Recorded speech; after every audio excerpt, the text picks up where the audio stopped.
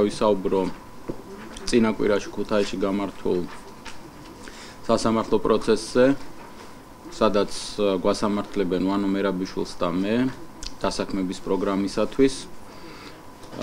დავიწყებ იმით, რომ არა მარტო საქართველოს სასამართლო სისტემისთვის, არამედ მსოფლიო სასამართლო პრაქტიკისთვის უპრეცედენტო რაოდენობის მოწმეები წარმოადგინა პროკურატურამ თავის დროზე და ეს იყო 3979 მოწმე და ჩვენ მაშინვე განვაცხადეთ, რომ პროკურატურამ დაიწყო იმის გამო, რომ საქმე იყო შეკერილი და უხარისხო, პროკურატურამ დაიწყო რიცხვებში შეჯიბრი. მოგეხსენებათ, რომ დასაქმების პროგრამის ფარგლებში დასაქმების აგენტები იმყოფებოდნენ 600,000 ოჯახში და დაახლოებით 700,000 სამუშაოს მაძიებელი აღრიცხეს დასაქმების ბაზაში, რომელიც დღესაც გამოუყენებელი დევს ჯანდაცვის სამინისტროში.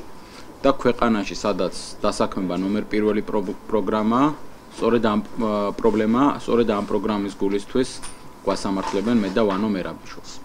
როდესაც ამ რაოდენობის მოწმეები იქნა წარმოდგენილი, ჩვენ მაშინვე განვაცხადეთ, რომ ამ რაოდენობის მოწმის დაკითხვა შეუძლებელი იქნებოდა და მართლაც დაახლოებით 2 კვირის წინ პროკურატურამ ტაიმაუტი აიღო, ვითომ და პროკურორები უნდა ყოფილიყვნენ ტრენინგზე, მათ გამოაცხადეს ერთკვირიანი შუალედი და დაიწყეს მათი აზრით ძირითადი მოწმეების აქტიური დამუშავება იმისათვის, რომ სასამართლოზე პროკურატურისათვის სასურველი ჩვენებები მიეღოთ. პროკურატურის მოლოდინი არ გამართლდა და წინა კვირის ხდომებმა დაადასტურა ვანო მერაბიშვილისა და ჩემი ამ საქმეში სრული უდანაშაულობა. უფრო მეტიც, როგორც საქმეზე ძირითადმა მოწმემ განაცხადა, მისი ბოლო ჩვენება, რითაც საბოლოოდ მოხდა ამ საქმის შეკერვა, ლაშა ნაცვლიშვილმა მოიპოვა 19 აპრილის აქციის მეორე დღეს პოლიტიკურ ნაბახუსევზე, როდესაც პოლიტიკურმა ხელმძღვანელობამ ლაშა ნაცვლიშვილს დაავალა, რომ სასწრაფოდ უნდა დასრულებულიყო ეს საქმე და ვანო მერაბიშვილი აღმოჩენილიყო გისოსებს მიღმა. ამავე ჩვენებიდან გაირკვა, რომ პროკურატურას არც თვითონ ამ ძირითადი მოწმის რამაზ სულამანიძის მიმართ ბრალის წაყენების და სხვათა შორის არც ჩემს მიმართ ბრალის წაყენების სურვილი არ ჰქონია.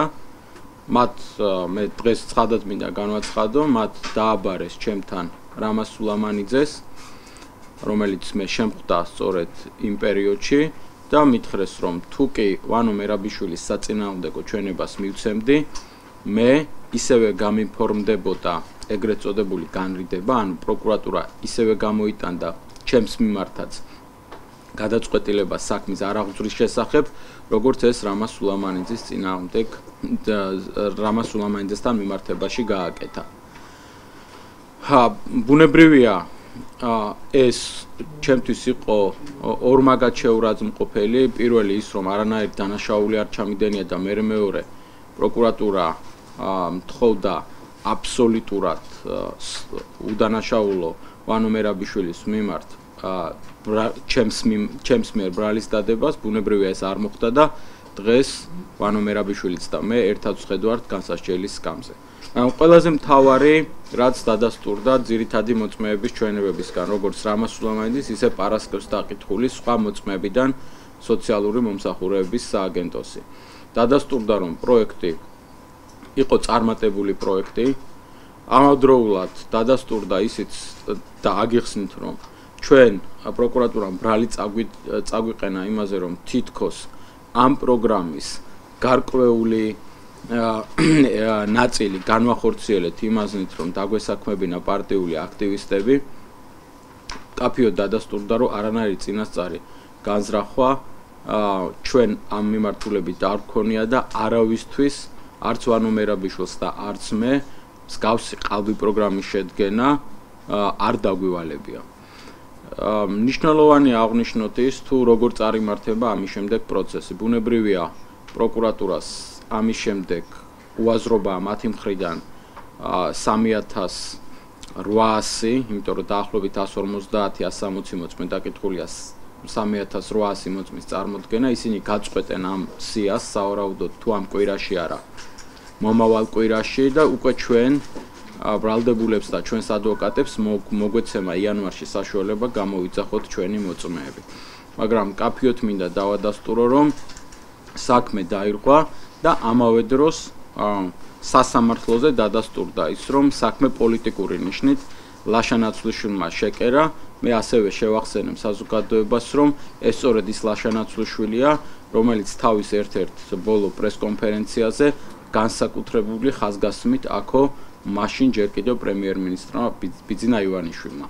ასე რომ ჩვენ არ ველოდებით ამ საქმეზე გამომტყუნებელ განაჩენს, თუმცა რა თქმა უნდა ვაგრძელებთ სასამართლოში მონაწილეობას.